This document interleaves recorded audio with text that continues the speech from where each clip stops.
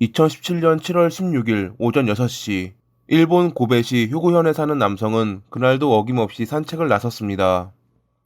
이른 아침 홀로 맑은 공기를 마시며 걷던 중 산책로 아래에 있는 도로에서 들려온 소리. 호기심이 생긴 그는 도로로 내려갔습니다. 도로 옆면에 세워져 있는 차, 그리고 차 밖에서 운전사에게 무언가 소리치고 있던 여성. 남성은 교통사고라고 생각하며 가까이 다가가고 나서야 여성이 무어라 소리치는지 명확히 들을 수 있었습니다. 아들이 금속 방망이로 공격했다. 집에 부모님이 계시니 제발 도와달라. 여성은 피를 흘리며 도움을 요청하고 있었던 것입니다.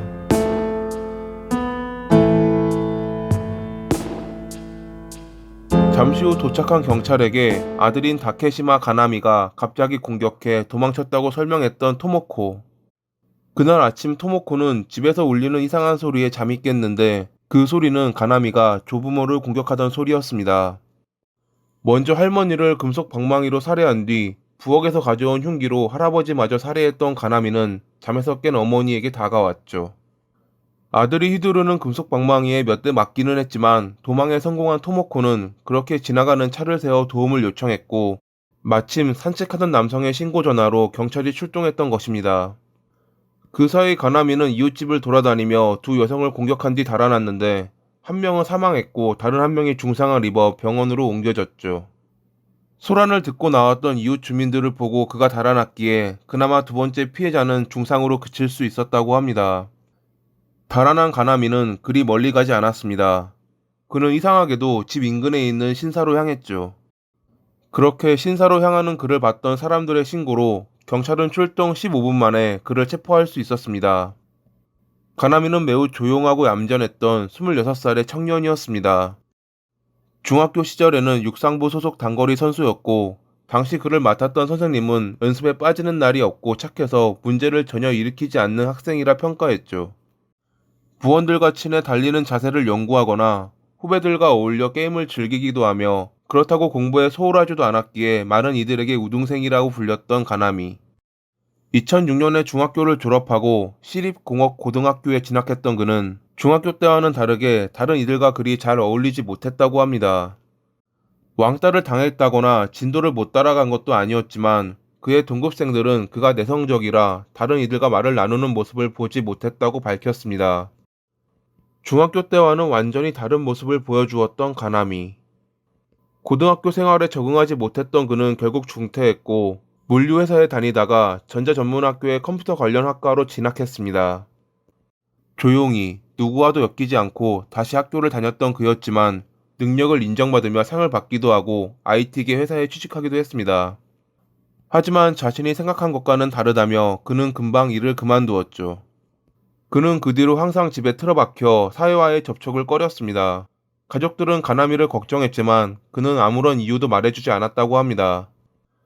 당시 그는 세상에 존재하는 게임이나 만화가 미래를 예측하는 코드를 숨기고 있다고 생각했기 때문에 이를 해독하기 위해 방에 틀어박힌 것이었다고 합니다. 가나미는 이런 환상에 시달렸기에 중학교 때 이후로 변했던 것이었지만 가족들은 아무도 눈치채지 못했습니다. 차라리 이때라도 정신병원에 데려갔으면 그는 그런 범행을 저지르지 않았을지도 모릅니다. 사건 발생 나흘 전인 2017년 7월 12일, 가나미는 주식 투자 인터넷 게시판에서 13이라는 숫자를 보고 학창시절 동급생 여성을 떠올렸습니다. 그는 이 숫자가 동급생이 자신에게 보낸 메시지라고 생각하며 이를 해석하기 위해 몰두했고 3일 뒤 환청을 듣게 됩니다.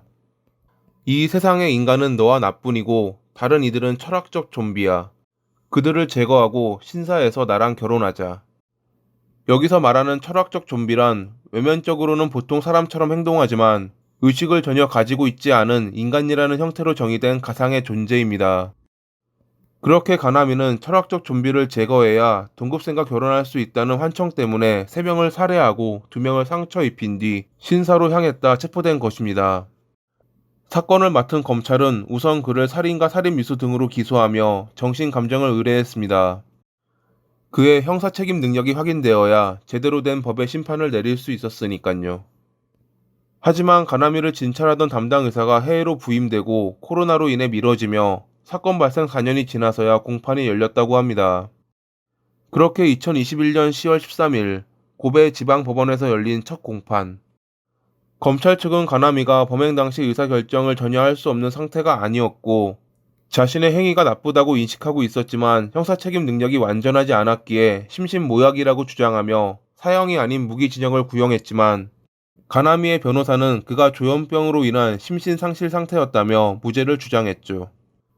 일본 형법에는 형사책임 능력이 현저히 낮은 심신모약의 경우 감형하고 형사책임 능력을 상실한 심신상실의 경우 벌하지 않는다는 규정이 있기에 심신모약이냐 아니면 심신상실이냐에 따라 가나미의 죗값은 완전히 달라지는 것입니다. 검찰과 변호사는 서로에게 유리한 증거, 증인을 내세우며 법정 공방을 펼쳤고 결과가 나오기까지는 그리 오래 걸리지 않았습니다. 2021년 11월 4일 선고 공판에서 재판장은 무죄를 선고하며 다음과 같이 말했습니다. 범행 당시 피고인이 심신상실 상태였기에 형사책임 능력이 없다고 판단. 무죄가 되긴 했지만 돌이킬 수 없는 일을 저지른 것에는 변함이 없다. 그것을 잊지 않고 병의 치료에 임하기를 바란다. 가나미는 사건을 저지르고 며칠 뒤 내가 공격한 상대가 인간이라는 것을 깨달았다. 지금은 투약 치료로 인해 환청이 들리지 않는다며 유가족들에게 사죄했지만 사랑하는 가족을 잃은 유가족들은 재판부의 판정에 항의했습니다. 무고한 3명의 목숨을 빼앗은 범인이 법에 의해 목숨을 지키게 된다는 것이 도저히 납득이 되지 않는다고 말했던 유가족들. 4년이 넘게 걸린 재판이 만족하지 못한 결과를 내자 그들로서는 받아들이기 힘들었을 것입니다. 검찰 측은 재판부의 판결에 중대한 오인이 있다며 2021년 11월 16일에 오사카 고등법원에 항소한 상태입니다. 사실 일본의 경우 4명을 살해하면 거의 사형을 선고받습니다. 실제로 2009년에 오사카에서 일어난 방화 사건의 범인은 가나미와 마찬가지로 환청에 의해 범행을 저질렀고 5명을 살해해 사형을 선고받았습니다. 하지만 가나미는 3명을 살해했고 법원에선 그의 심신상실을 인정했기에 1심을 뒤집는 판결이 나오기는 어렵다는 것이 전문가의 의견입니다. 유가족들은 후에 기자회견에서 이 사건으로 우리와 비슷한 일을 겪는 사람이 없도록 형사책임 능력에 관해 재검토하는 계기가 되었으면 한다고 밝혔습니다. 환청에 사로잡혀 무고한 이들을 살해했던 가나미. 그가 저지른 죄에 대한 진정한 죗값을 받는 날이 언젠가는 오길 바라며 이만 글을 마칩니다. 오늘도 시청해 주셔서 감사합니다.